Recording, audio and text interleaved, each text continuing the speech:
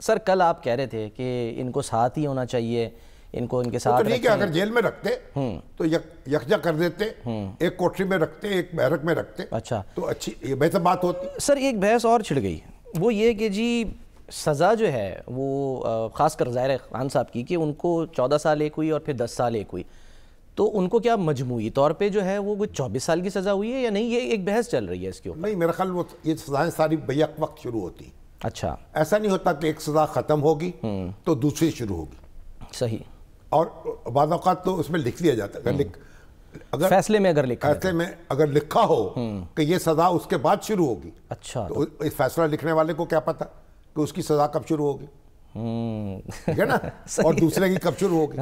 تو سزا جو ہے بیک وقت شروع ہوتی ہے۔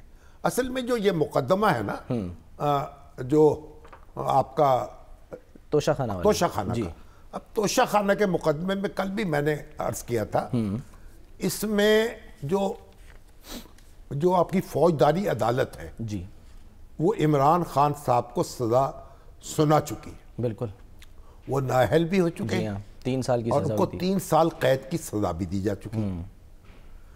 اور اب یہ توشہ خانے کا جو مقدمہ ہے وہی دائر کیا ہے ریفرنس کی صورت میں نیب نے۔ بالکل۔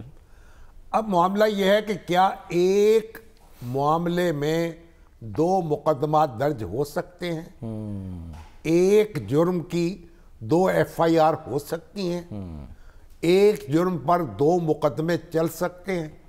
یہ بڑا اہم نقطہ ہوگا جب ہائی کورٹ میں اپیل آئے گی، تو اس میں جو پروسیکیوشن کو یہ ثابت کرنا پڑے گا کہ یہ 2 مختلف مقدمات کیسے بنتے ہیں۔ بالکل۔ اور مجھے تعجب ہے کہ جو PTI کے وکلا تھے نا، وہ تو لیتو لال سے کام لیتے رہے، اس پہ یہ نقطہ ان کو اٹھانا چاہیے۔ گلہ کیا علیمہ خان صاحبہ نے؟ نہیں، یہ ان کو لے کے جانا چاہیے، ایجیٹیٹ کرنا چاہیے تھا، ہائی کورٹ میں لے کے جانا چاہیے تھا، اسلام آباد ہائی کورٹ میں ویسے چلی گئی ہے ایک درخواست، سپریم کورٹ تک جانا چاہیے تھا دوران اسلامات یہ ریفرنس کے خلاف۔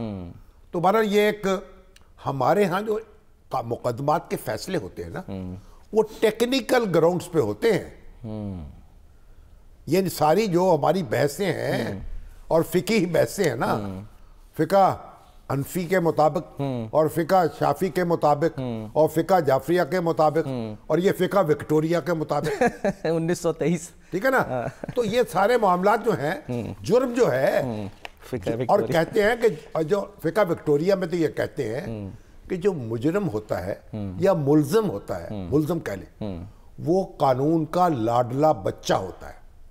اچھا، قانون اگر کرینہ کوئی ایک کرینہ بھی اس کے بری ہونے کا نکلتا ہو، اسے بری کرتا ہے۔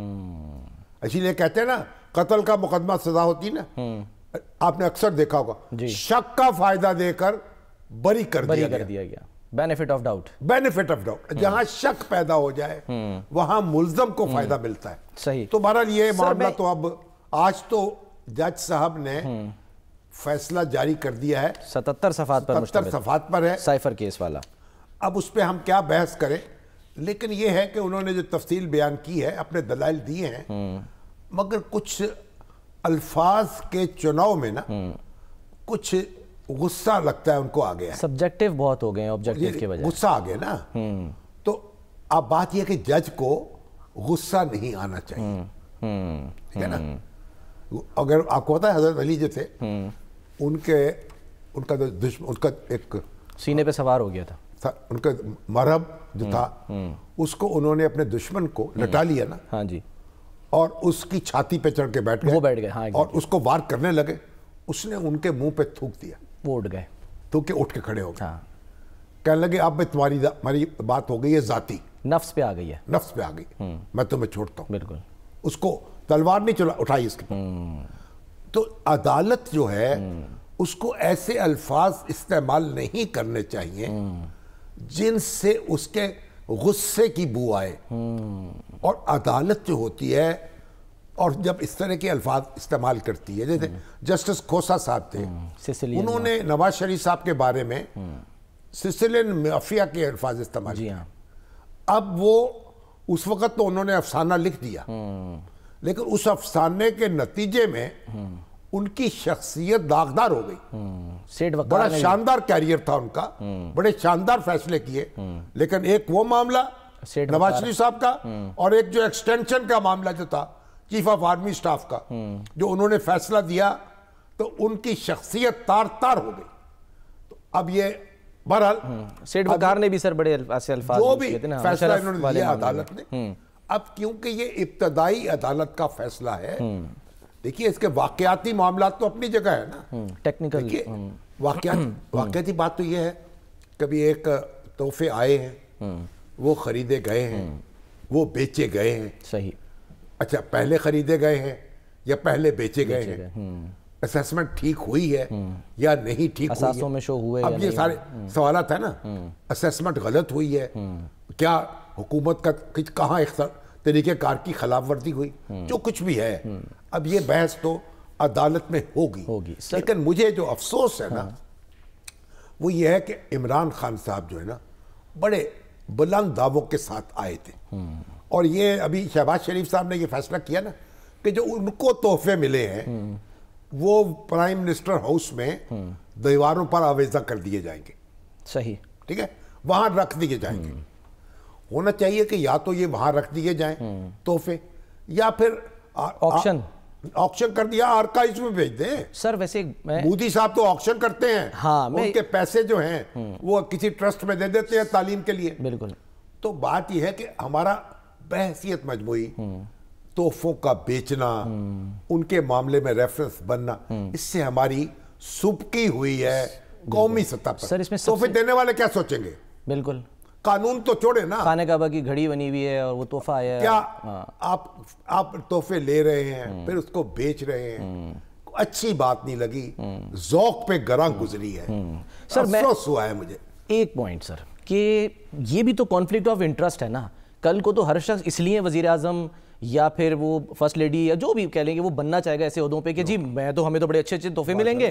ہم نہیں سر, مطلب کانفلکٹ آف انٹرسٹ ہے نا, یہی نعرہ لے کے خان صاحب آئے تھے نا. آپ بھی تو کوئی ماشاءاللہ کانفلکٹ آف انٹرسٹ کیا ہو گیا سر؟ آفس آف پروفٹ کیسے بنا سکتے ہیں آپ ایک عہدے کو؟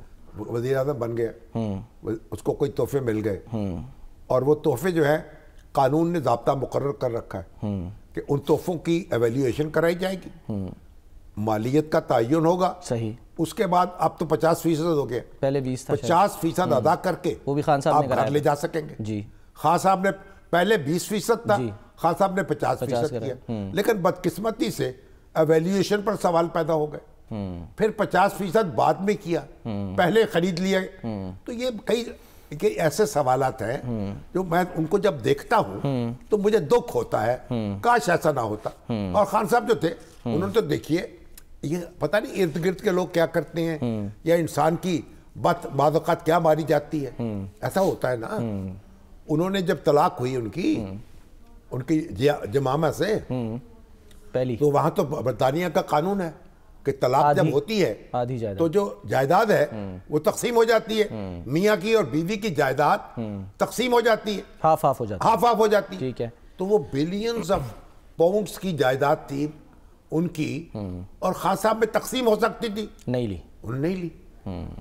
تو اربوں پاؤنڈ رد کر دیے, اور یہ جو اربوں کے تحفے تھے وہ اربوں میں بیچ دیے. یہ بھی تحفے جو ہیں, اور بھائی ان چکروں میں پڑھنے کی کیا ضرورت تھی؟ پتہ نہیں کون لوگ تھے ان کے مشیر, اور کون لوگ تھے جو کام کر رہے تھے. سر بنی گالہ کی سڑک بھی تو ایسے مجھے عجیب, بنی گالہ کی سڑک تو خیر نواز شریف صاحب نے بنوائی نا.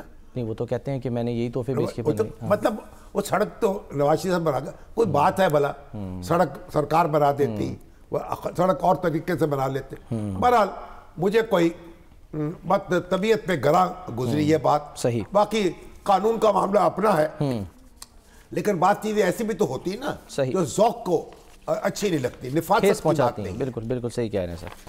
اچھا سر ذرا تھوڑی سی اب ہم بات کر لیتے ہیں امن و امان کی سچویشن کی, کیونکہ جیسے کہ ہم نے بتایا کل ایک افسوسناک واقعہ سر پیش آیا. ریحان زیب وہ آزاد امیدوار تھے NA8 G P T I کے, ہاں جی, لیکن وہ آزاد حیثیت میں لڑ رہے تھے. اس پہ سر ایک کنفیوژن بھی آیا, اس پہ خامخواہ میں اس پہ ہے آزاد, ٹھیک ہے, ٹکٹ دیا نہیں ہے اس کو, لیکن جب یہ واقعہ پیش آ گیا تو اس پر وہ دونوں طرف سے شروع ہو گئے معاملہ.